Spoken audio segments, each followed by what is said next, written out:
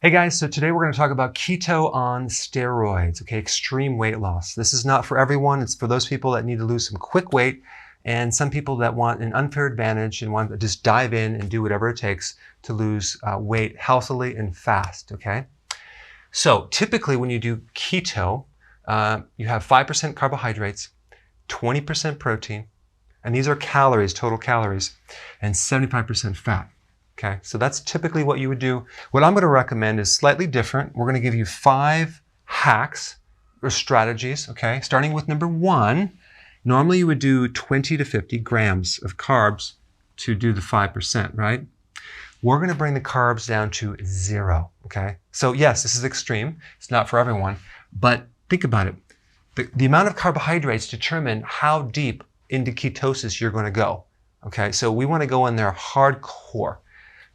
So if we go 0 carbs, you will go into keto very, very fast. Now, the thing with protein, we don't want to go too little.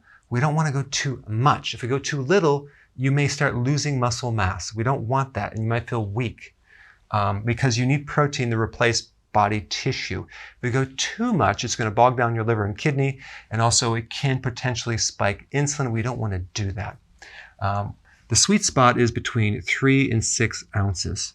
Okay, now this really depends on several factors. How young you are, how big you are, how slow the metabolism is. There's a lot of different factors. For me, I'm 180 pounds. I need about 55 grams of protein per day, and that's pretty much what I consume on a daily basis. I'm not going to get into calories at this point, but I just want to kind of give you a reference. If you're smaller than me, have a little less. If you're bigger than me, have a little bit more. Okay, so now the strategy with protein is we don't want to go lean. We don't want to go low-fat protein. We want to get our fat and protein as one. So you want to start consuming food that combines your fat and protein naturally. But we definitely do not want to go lean because the leaner the protein, the higher the insulin spike. There's a lot of information related to something called an insulin index. Okay, I'm going to put a link down below on a video if you want more information on the insulin index that goes beyond just the glycemic index. Very interesting. Some protein types that we don't want is chicken, dairy. Dairy tends to be a problem with a lot of people, allergies, and trying to find the quality is an issue. So I'm just going to recommend avoiding dairy at this point. Turkey, that's very lean as well. We don't want to do turkey. We don't want to do turkey bacon. Lean steak. You can get a fatty steak, but don't do a lean steak. We don't want to go lean fish. We want to do a fatty fish. Peanuts are a low quality protein. I don't recommend it. What we want to focus on are fatty fish like salmon, sardines. Both of these are very high in omega-3 fatty acids and high in DHA. Very, very important. There's other types of fish and seafood that you can consume, but these two are my go-to. Pork. Now, a lot of people don't like pork. That's totally fine. Personally, I have a high quality pork from the farmer's market, pork sausage. I love it. It's very fatty. It's a very good thing to do on keto. Plus it has a lot of B vitamins. And it's if you are against pork because it's unhealthy and you're eating chicken, then you need to reevaluate that because chicken, by the way, is a very unhealthy bird, okay? Unless you do organic from the farmer's market, you're going to get something very low quality. So I like pork because it seems to digest well in my body and it actually has a good amount of fat. Hamburger, fatty hamburger, very, very good on a keto because we want the fat and the protein. When you're at the grocery store, don't get the leanest hamburger, okay? It's actually quite disgusting. It's hard to eat it. There's no flavor as well. Eggs, very good, pasture-raised, organic. Now, you can also do bacon as well, okay? Bacon, believe it or not, if you fry it and take the grease out, it's not as fatty as you might think, okay? But it's fine because it kind of has a 1-to-1 ratio, 50% fat and 50% protein. Most of these are a 1-to-1 ratio, maybe a little bit fattier. Okay, so that's what you want to do with the protein. Now, as far as the fat goes, you don't, again, want to add extra fat, like you don't want to add MCT oil or a keto bomb or extra butter to this program. Why? Because we're doing extreme weight loss, and I'll explain why in a second. The types of fats that you can add in addition to these would be avocado, because that will cover a lot of nutrition and very, very healthy fat. Olives are good as well, okay? Pecans are really good. It has some protein and fat. Almonds, not as good as pecans, but still really good. Okay, it's like a 1.5 ratio of fat to protein. I think pecans are like 2 to 1 or even 3 to 1 if I'm not mistaken. So the key is to make sure that the fat naturally comes with the protein, okay, together, so it's not separate. So now there's a sweet spot for the amount of fat that you consume per day. And it just happens to be for an average person, okay, it could be a little bit more, a little less, 75 grams, okay. When you consume more, your body tends to burn more of the dietary fat. When you consume less than 75 grams, typically on average, I'm being very general, your body will start to consume its own fat. What we want to do is get your body to burn its own fat. We don't want to do unlimited fat where your body is just turning the diet fat into ketones. And you definitely don't want to do the exogenous ketones where you're taking this supplement, because we don't want to have you run on that. We want you to run on your own fat. This will be a new concept for some people. Okay, so what would that look like? Okay, well, 67 grams of fat. Here's an example. 4 strips of bacon, that's 13 grams. 2 eggs, 10 grams of fat.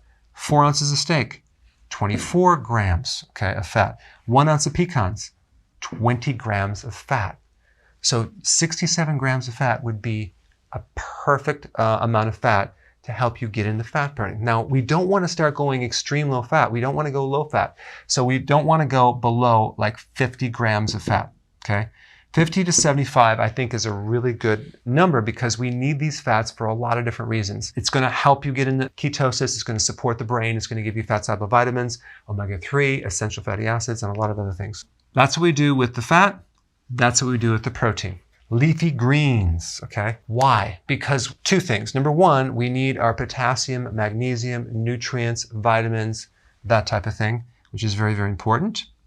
And we need about 7 cups of vegetables, minimally, okay? Don't have less than 7 cups. The other thing that we need in addition to vitamins and minerals is the fiber from the vegetables. And again, I'm not counting this as carbs because it's so much fiber. We're not doing a high glycemic carbohydrate. We're doing a extremely nutrient-dense fiber, which is not very sweet, okay? So leafy greens are not very sweet. The fiber is going to specifically feed the microbes in our digestive system, which then will turn into a very healthy fat called butyric acid. It's a fatty acid. And that acid will basically help insulin resistance and even lower insulin. It's really good for blood sugars. So this is going to actually help us lose weight. The potassium in the leafy greens will also help you lose weight because it lowers insulin resistance. The goal is to keep insulin as low as possible. So this is what we're taking into consideration as we're going through this. 0 carbs, the fiber, exact amount of protein, more fat, which is neutral with insulin. Fat is one of the only things that does not trigger insulin. Now, let's get to intermittent fasting. So if you've never done this before, I recommend you go right to 2 meals a day. I'll put a video down below on intermittent fasting so you can just quickly get updated on how to do that, but you want to go to 2 meals a day. If you're already at 2 meals a day, you're going to go to 1 meal a day, okay? So the key is do not eat unless you are hungry, okay? That's really, I find a lot of people are eating when they're not hungry. The way that you know that it's working is that your hunger goes away. That means your body is eating your own fat. So let your body tell you when to eat, okay? So we're going to go for a period of time and, wow, I'm not hungry? Good. Ride the wave, ride the wave. All of a sudden I'm hungry at 6 o'clock in the evening. Good. That's your first meal. It's totally okay to eat at different times during the day, okay? Now, what's going to happen if you're new to this and you're not gradually going into this, and I suggest maybe you want to go into it gradually, but if you don't, and you just go to 1 meal a day and do what I'm saying, it'll probably take 3 days to get you fully into adaptation, and you might go through some fatigue and things like that. But it's the fast way to jump in and get the results. And if you're okay with that, go for it. There's some key things you want to know. Sea salt. It's very important to consume sea salt on your meals per day. You need about a teaspoon of sea salt every single day. Not a heaping teaspoon, but a level teaspoon. Okay, very important. It wouldn't hurt to consume some electrolytes as well. Get one with high amounts of potassium, okay? The other thing that I find that will help you, and this helps a lot of people, is that when you have a hard time consuming salad because you're not used to consuming that much, consume your salad, wait for an hour, and then consume the rest of the food, okay? We'll consider that as one meal, just spread out for maybe 2 hours, okay? That's not gonna be a problem because you're not gonna really spike insulin too much from eating that salad. So you can kind of spread it out, let your digestive system deal with the salad, and then add the protein and fat. That way you'll have less bloating, okay? Now on the salad, you can put apple cider vinegar, a little sea salt if you want, balsamic vinaigrette. Get the kind that is not too sweet. So you want to avoid those and get the ones that are a bit bitter and less sweet. Okay guys, there you have it. This is Keto on Steroids, extreme weight loss. Go ahead and try this and put your comments down below. Hey guys, so there's a whole bunch of people that really need this information. So press the share button and let's get it way out there.